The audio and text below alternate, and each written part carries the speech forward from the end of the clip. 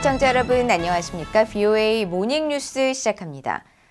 북한이 유엔 대북 제재 결의 위반 사안인 러시아로의 노동자 송출을 추진 중인 정황이 포착됐다고 한국의 정보기관이 밝혔습니다.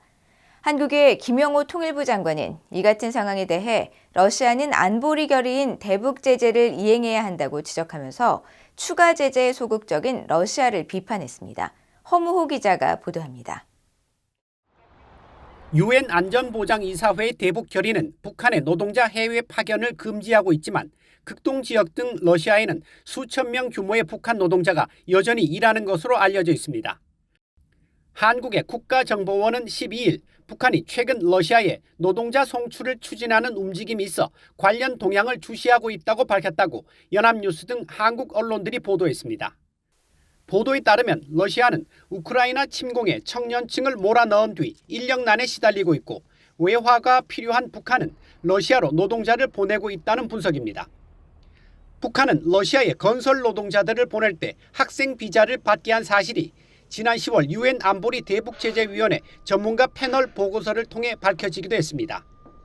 최근에는 러시아 극동연해주 정부 대표단이 북한을 찾아 경제 분야 협력 방안을 논의하면서 노동자 불법 파견이 노골화되고 있습니다. 북한 관영 조선중앙통신은 러시아의 올레그 코제미야코 연해주 주지사를 단장으로 하는 대표단이 지난 11일 평양에 도착했다고 보도했고 앞서 코제미야코 주지사는 지난달 현지 매체와의 인터뷰에서 올해 북한을 방문해 관광과 통상 분야 협력 방안을 논의할 예정이며 북한 농민들에게 농업 용지를 제공하는 방안을 검토할 것이라고 밝히기도 했습니다. 이런 가운데 한국의 김영호 통일부 장관은 대북 추가 제재에 소극적인 러시아와 중국의 태도를 비판했습니다. 김 장관은 서울 외신기자클럽이 개최한 간담회에서 북한 노동자 송출 문제에 대해 안보리 상임이사국인 러시아는 안보리 제재 결의를 이행할 책임이 있다고 강조했습니다. 북한 노동자의 러시아 파견이라고 하는 것은 이건 역시 유엔 안보리 결의를 명백하게 위반하는 것이다. 이렇게 볼 수 있고 러시아는 유엔 안보리 상임이사국으로서 유엔 안보리 제재 결의안을 충실히 이행해야 될 책임이 있다 하는 점을 다시 한번 말씀드리고 싶습니다.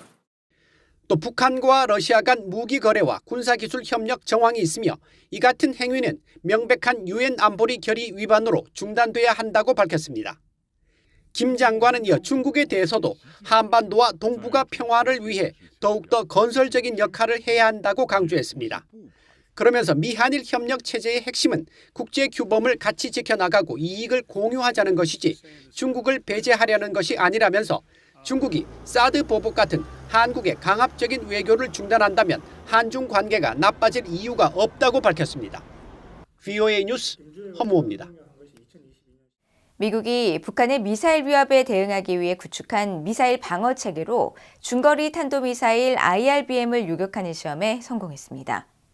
미국 미사일 방어청은 11일 하와이 인근 상공까지 IRBM을 이송해 공중에서 점화시킨 뒤 캘리포니아주 반덴버그 우주군 기지에서 지상 발사 요격 미사일을 발사해 IRBM을 성공적으로 요격했다고 밝혔습니다. 히스 콜린스 미사일 방어청장은 이번 시험으로 미국이 차세대 요격 미사일 기술을 개발하는 동안 기존의 지상 발사 요격 미사일 역량도 계속 향상되고 있다는 것과 지상 기반 대기권 밖 방어 체계가 위협에 더 신속하게 대응할 역량이 있다는 것을 증명했다고 말했습니다.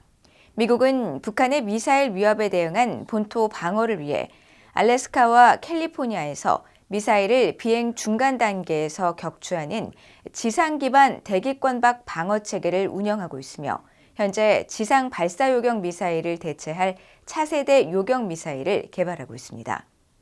한편 한국군은 북한의 각종 탄도미사일과 장사정포를 탐지 요격하는 한국형 미사일 다층 방어 체계를 5년 안에 구축하기로 했습니다.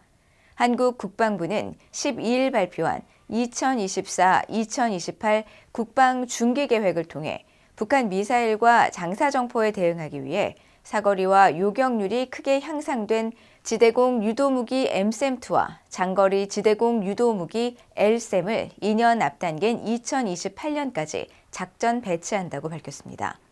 또 천궁2와 팩3 유도탄, LSAM 등 다양한 방어 전력을 확보해 상하 복합다층 방어체계, 이른바 한국형 아이언돔을 완료할 예정이라고 밝혔습니다.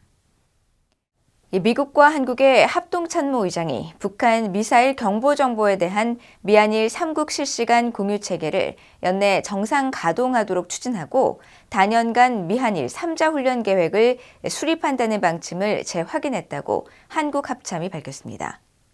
한국 합참은 10일 김명수 합참의장이 미국의 찰스 브라운 합참의장과 공조 통화를 하고 북한의 핵 위협을 억제하고 대응하기 위해 미한일 3자 간 협력을 증진해야 한다는 점에 공감했다며 이같이 밝혔습니다.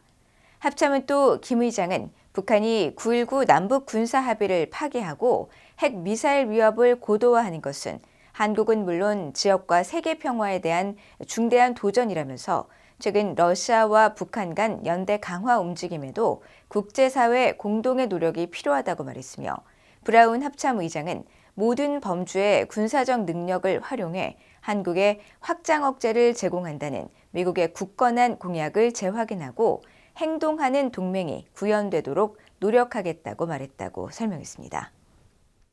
미국과 한국이 오는 15일 워싱턴에서 핵협의 그룹 NCG 2차 회의를 열고 대북 핵억제 강화를 위한 구체적 방안을 협의합니다.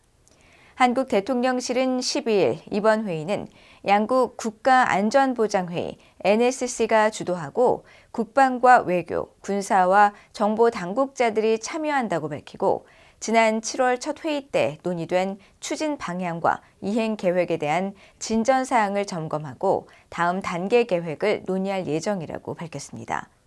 또 양측은 한국의 윤석열 대통령과 미국의 조 바이든 대통령이 합의한 워싱턴 선언을 적극 이행하고 미한 확장 억제의 강력한 실행력을 구축해 나갈 것으로 기대한다고 밝혔습니다. 한국 외교부는 북한이 세계 인권선언 75주년을 맞아 서방 국가들을 비난하는 이른바 인권 백서를 발간한 데 대해 인권을 외면하는 북한 실태에 개탄스럽다며 북한은 스스로를 돌아보라고 비판했습니다.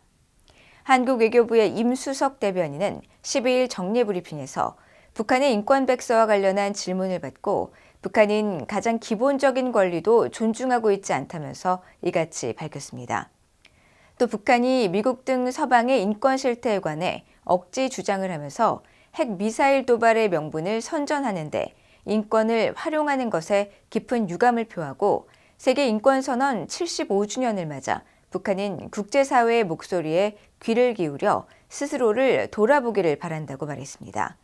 앞서 북한의 조선중앙통신은 북한의 조선인권연구협회가 전날 세계인권선언 채택 기념일을 맞아 백서를 발간했다고 밝히고 미국과 서방 국가들의 총기 범죄를 언급하면서 인간의 존엄과 권리가 유린당하고 있다고 주장했습니다. 이상으로 BOA 모닝뉴스를 모두 마칩니다. 시청해주신 여러분 고맙습니다.